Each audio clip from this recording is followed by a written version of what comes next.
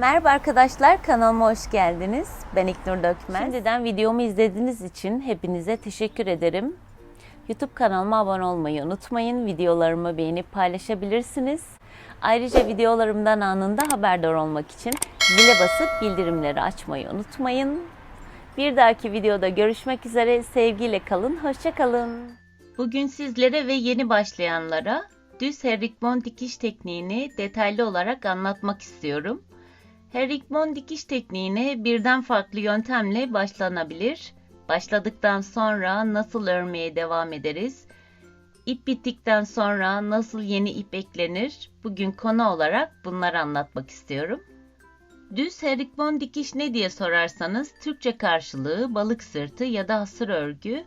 Bu gibi isimleri var ama internasyonal ismi olan herringbone dikiş tekniği şeklinde öğrenmeniz daha doğru olur. Arkadaşlar sizlerden bir ricam var. Lütfen ilk önce teknikleri öğrenin ve ilk önce teknikleri öğrenerek başlamanız daha doğru olur. Çünkü teknikleri öğrendiğiniz zaman gördüğünüz bir modeli rahatlıkla yapabilirsiniz. Eğer teknikleri öğrenmeden gördüğünüz bir modeli yapmaya çalışmanız sizin için zaman kaybı ve boşa harcanmış malzemeler olur. Teknik bilginiz olmadığı zaman da takı yapımından ister istemez soğursunuz.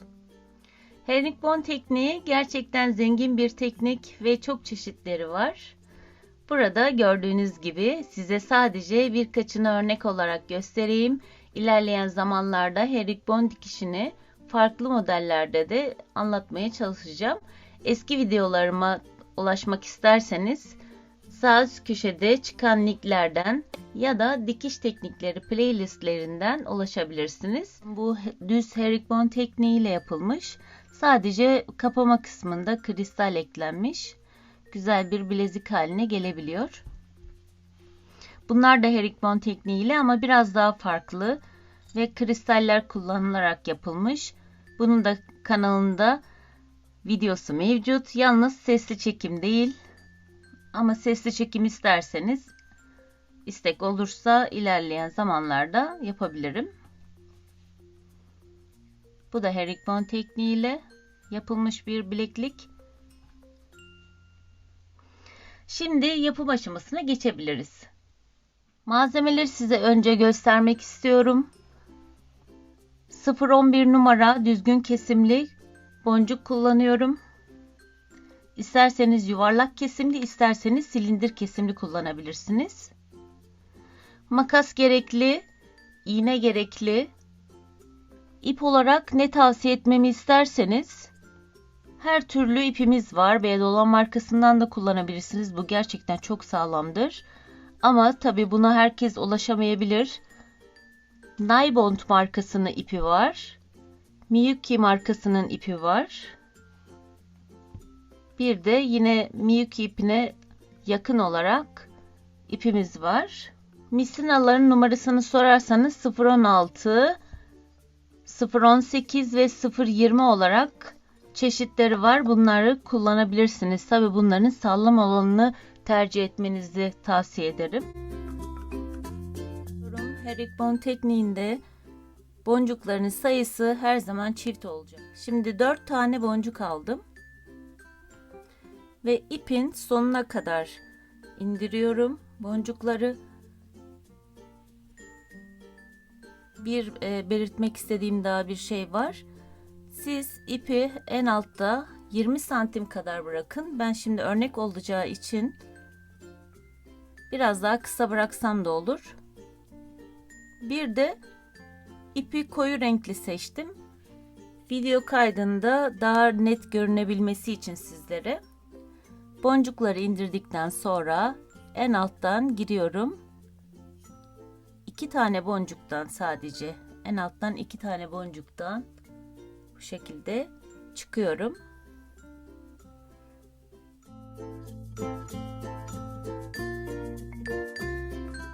Ve gördüğünüz gibi kare oluştu. İp buradan çıkmıştı ve hemen yanındaki boncuktan aşağı iniyorum. Bir tur daha dolaşmış oluyoruz sağlamlık açısından. 2 tane boncuk aldım. İp aşağıdan çıkmıştı.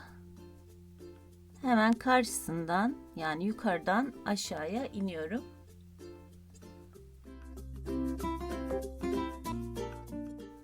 Ve yanındaki boncuktan yukarıya çıkıyorum.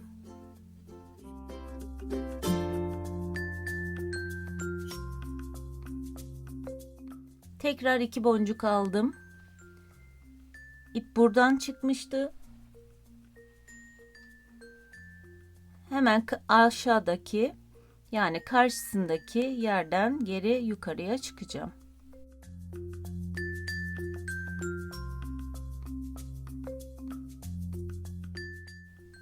Şimdi yapmamız gereken, tekrardan aşağıya iniyorum. 2 tane boncuk aldım. İp aşağıdan çıkmıştı. Ben yukarıdan aşağıya iniyorum. Tekrar yukarıya doğru çıkıyorum.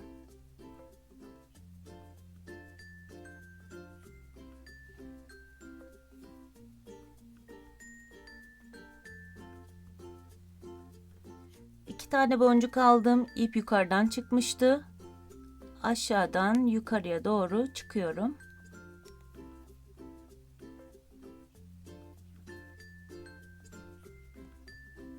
Ve tekrar aşağıya doğru iniyorum.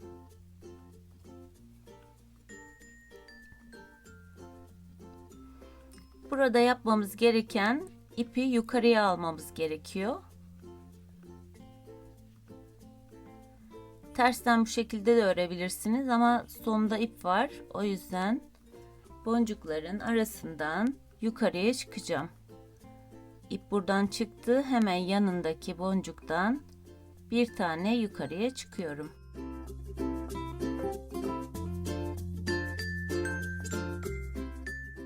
Ve hemen ipi bu şekilde yapıp buradaki boncuktan yukarıya çıkıyorum. Gördüğünüz gibi yukarıya çıktım. 2, 4 ve 6 oldu. Yani 1, 2 ve 3 sıralı bir herringbone başlamış olduk. Daha fazla yapabilirim ama videoda kısa olması için şimdilik üçlü yaptım. Siz sayıyı çoğaltabilirsiniz. 2 tane boncuk aldım. İp buradan çıkmıştı ve hemen yanındaki boncuktan aşağıya iniyorum. Ve yanındaki boncuktan yukarıya çıkıyorum. Yani V çizmiş oluyoruz. 2 tane boncuk aldım. İp buradan çıkmıştı ve yanındaki boncuktan aşağı doğru iniyorum. Sadece bir boncuktan. Elimizle düzeltiyoruz. Ve yandaki boncuktan yukarıya çıkıyorum.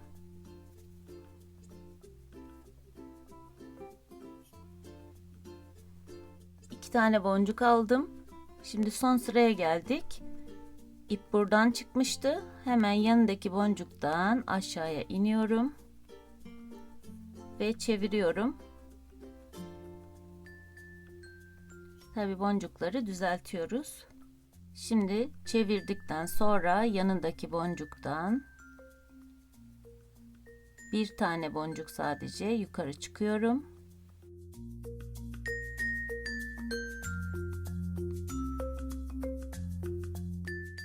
Ve ipi bu şekilde yapıyoruz. Ve yukarıya tekrar çıkıyorum. 3 sıramız da bitmiş oldu. Sadece herringbone'da başlama yöntemleri farklı ama örme yöntemleri hep aynı. O yüzden size bu ilk de örme yöntemini göstereceğim. Sadece başlama yöntemleri farklı olacak. 2 tane boncuk aldım. Burada biraz farklı yapacağım. Biraz daha zamandan tasarruf etmiş olacaksınız ve aynı zamanda daha kolaylaşacak yani örgü. Şimdi buradan çıktı ip. Bu yandaki boncuktan ve diğer sıranın ilk boncuğundan giriyorum. Bu şekilde. Ve aynı anda iki taraftan girmiş oldum ve diğer sıraya da geçmiş olduk. 2 tane boncuk aldım. İp buradan çıkmıştı. Yandaki boncuktan giriyorum ve diğer sıranın boncuğundan giriyorum ve yine V'yi çizmiş oluyoruz aslında. Tabi arada böyle düzeltmeyi unutmayın. 2 tane boncuk aldım. İp buradan çıkmıştı. Bir tane aşağıya iniyorum.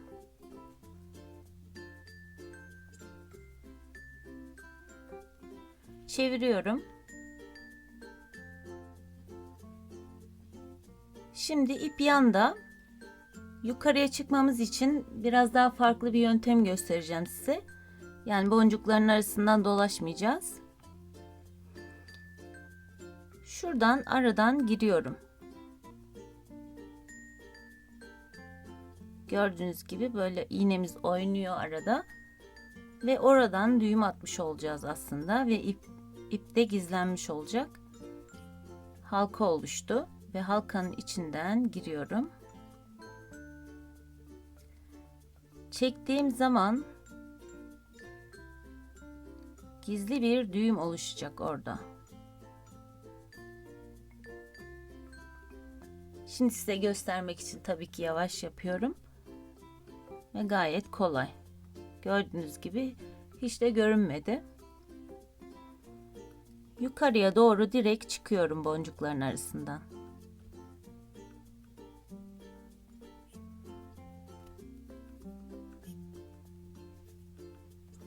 İşlem bu şekilde devam ediyor. 2 tane boncuk aldım.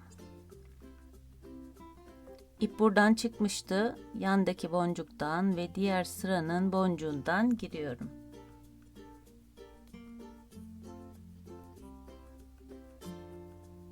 İki tane boncuk aldım. İp burada şu an yandaki boncuktan ve diğer sıranın boncuğundan geçtim ve çizmiş oldum.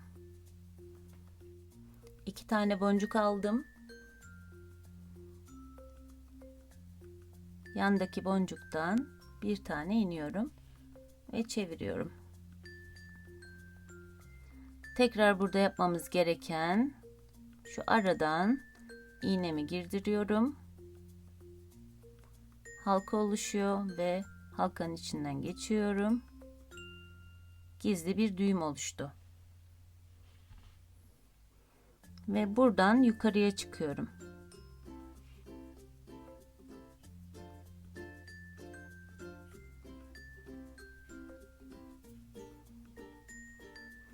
Gördüğünüz gibi bu şekilde devam ediyor. Diğer yönteme geçelim. Bu sefer de silindir boncukla devam ediyorum. 2 tane boncuk aldım. Aşağı kadar indiriyorum. Aşağıdan yukarıya 2 boncuğun arasından çıkıyorum.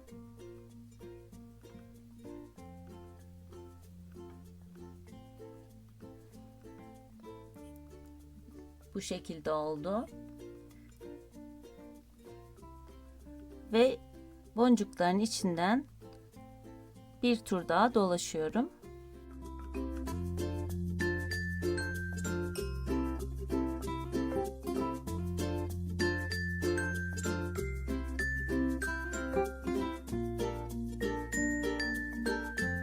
Şimdi bir tane boncuk aldım. İp yukarıdan çıkmıştı. Biz tam tersi aşağıdan gireceğiz.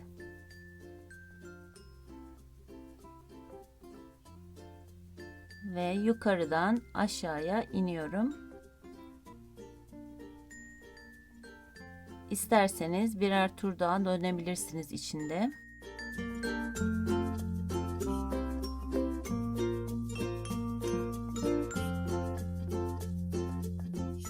Bir tane daha boncuk aldım.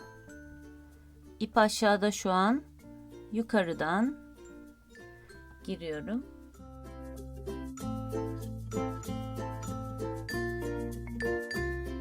Şu an aşağıdayız. Aşağıdan yukarıya doğru giriyorum.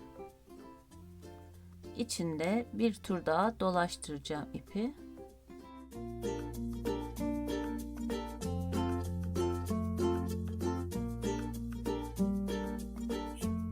Şimdi burada boncukların arasından dolaşıp yukarıya çıkamayacağız. Çünkü son tarafta. O yüzden burada ipin arasından dolaşıyorum şöyle.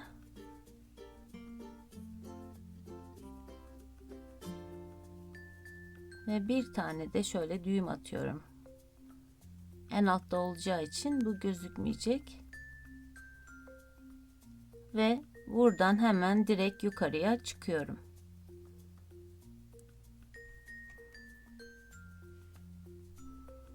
Gördüğünüz gibi. Şimdi her zamanki yöntemle devam ediyorum. 2 tane boncuk alıyorum. Ve hemen yanındaki boncuktan aşağıya iniyorum. Ve diğer yandan yukarıya çıkıyorum.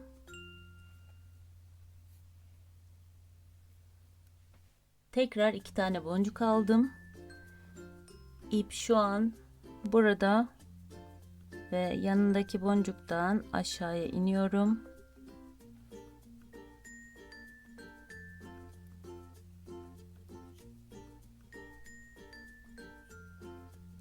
Yukarıya çıkabilmemiz için buradaki boncuktan, yandaki boncuktan yani bir tane yukarı çıkıyorum. Şu an bu şekilde oldu ve ipi bu şekilde yan yapıyorum ve yukarıya doğru çıkıyorum.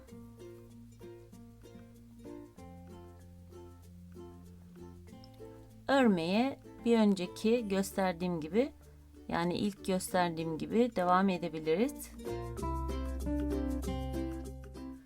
Şimdi diğer yönteme geçiyoruz. Bir tane boncuk alıyorum. Bir boncuk düğüm yapıyorum.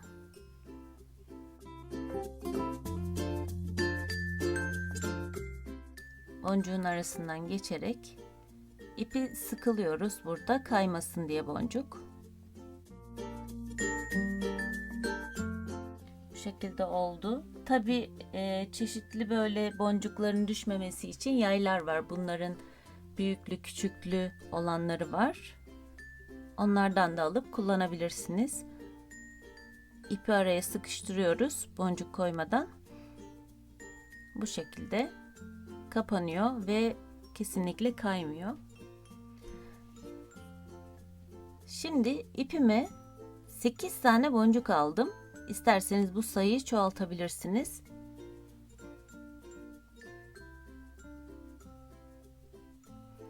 En sona kadar indirdim.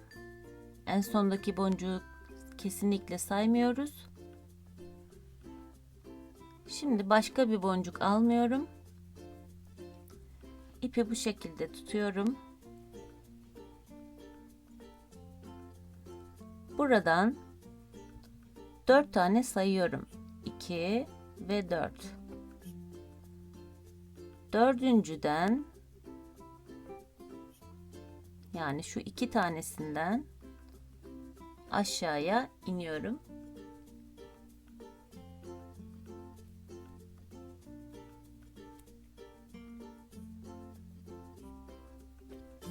Gördüğünüz gibi bir kare oluştu. Ve tekrar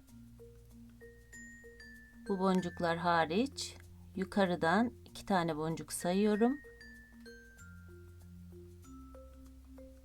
Ve aşağıya iniyorum.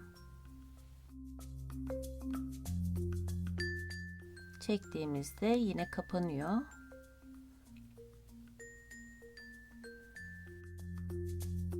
Bu şekilde düzelteyim, siz de rahat görün. Ve son kalan 2 boncuğun da içinden aşağı doğru inerek geçiyorum.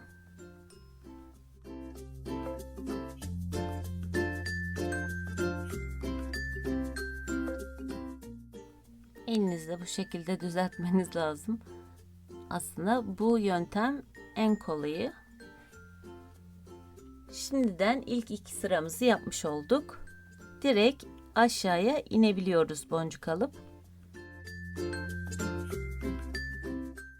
2 tane boncuk aldım. Ve ip buradan çıkmıştı. Aşağıya iniyorum bir tane. Yandaki boncuktan. Ve hemen yanındaki boncuktan yukarıya çıkacağım.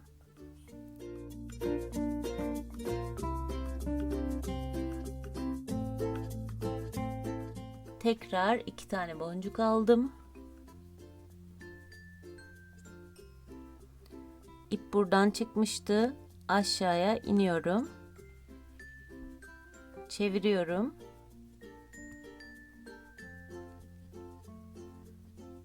Gördüğünüz gibi ilk 3 sırayı yapmış olduk. Daha çabuk yaptık. Ve aradan geçerek boncukların bir tane gizli düğüm atıyorum. Ve hemen yukarıya çıkıyorum. Tekrar 2 boncuk aldım. İp buradan çıkmıştı. Yandaki boncuktan ve diğer boncuktan, yani diğer sıranın boncuğundan geçiyorum.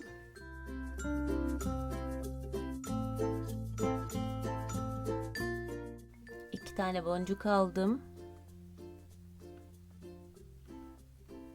İp buradan çıkmıştı. Bir tane aşağıya iniyorum. Yandaki boncuktan ve çeviriyorum. Tekrar burada gizli düğümü yapıyorum.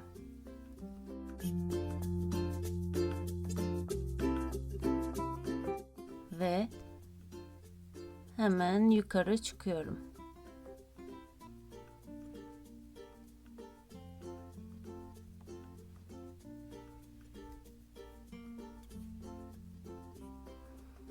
Bu şekilde ilk 4 sıramızda oldu. Bu boncuğu da çıkartmak için aslında çektiğinizde ya da şu şekilde yaptığınızda aralardan tekrar ipi çıkartabiliriz.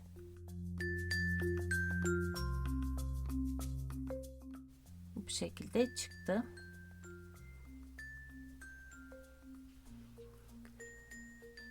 Evet, bu yöntem de bitti.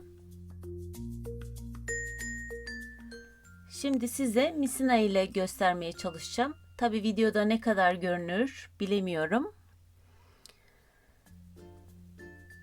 8 tane boncuk aldım. Aşağı indirdikten sonra 4 tane boncuk ayırıyorum ve ilkinden, yani ilk ikisinden aşağıya iniyorum.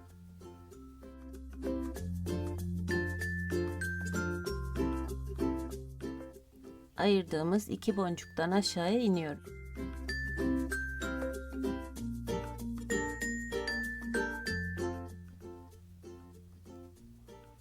Gördüğünüz gibi. Şimdi son kalan 2 boncuğun da içinden geçiyorum.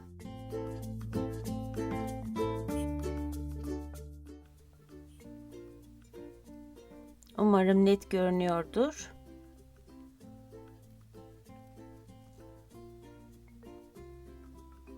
Elimizde tabi düzeltmemiz lazım.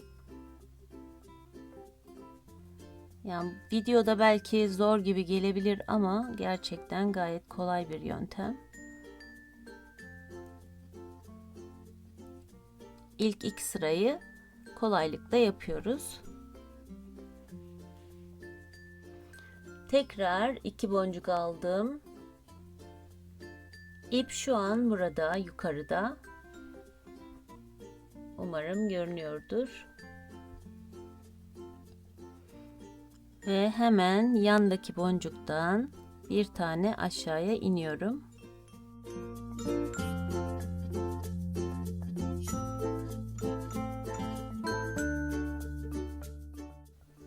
ve yandaki boncuktan yukarıya doğru çıkıyorum.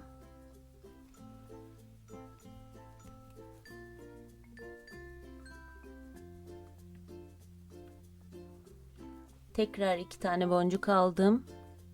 İp burada şu an.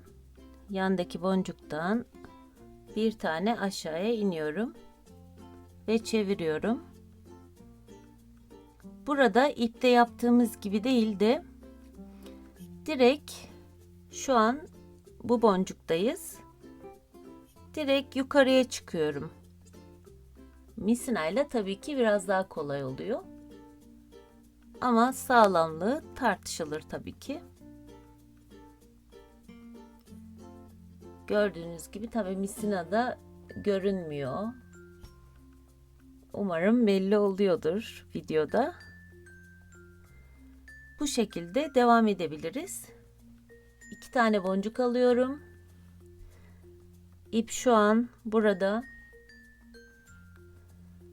Hemen yanındaki boncuktan ve diğer sıranın ilk boncuğundan aynı anda giriyorum.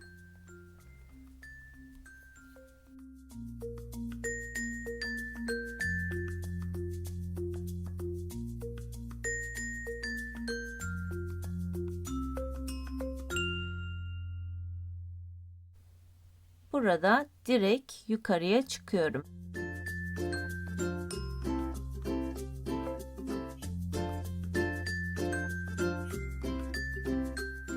Bu yöntemi kesinlikle iple yapmayın.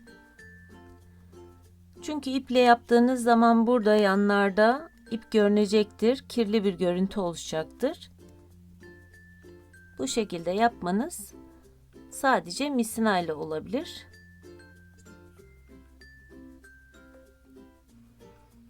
Evet, size 4 yöntemi de gösterdim. Artık hangisi size kolay gelirse onunla devam edebilirsiniz. İp bittikten sonra tekrar ipi nasıl bağlayacağız ve bitireceğiz. Bunu da göstermek istiyorum. Boncukların arasından nerede kaldıysak aslında bu sırada mı ya da bu sırada mı, bu sırada mı, onun hizasında da olabilir ya da boncukların herhangi bir yerinden dolaşarak da olabilir. Böyle 2-2 çıkıp aradan hiç düğüm atmadan dolaştırarak tekrar aşağı iniyorum.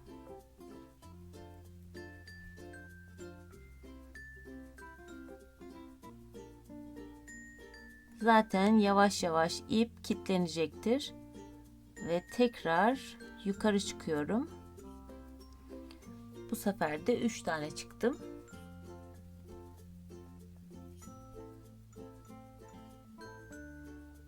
Tekrar 3 tane ya da 4 tane de olabilir. 3 tane iniyorum.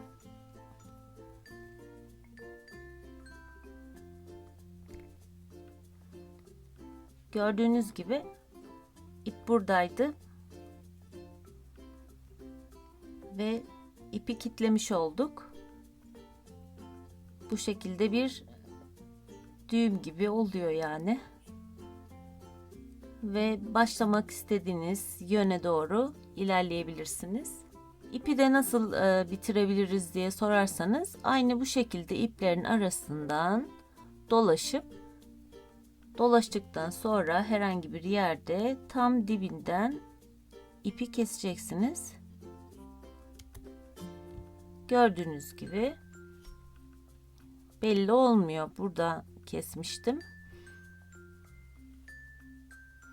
Siz de bu şekilde yapabilirsiniz. Evet, videomuzun sonuna geldik. Eğer bana sorularınız olursa videonun altına ya da diğer videoların altına yorumlar kısmı var. Yorumlar kısmına yazabilirsiniz. Sorularınızı ya da mesajlarınızı oradan iletebilirsiniz. Sevgiyle kalın, hoşça kalın.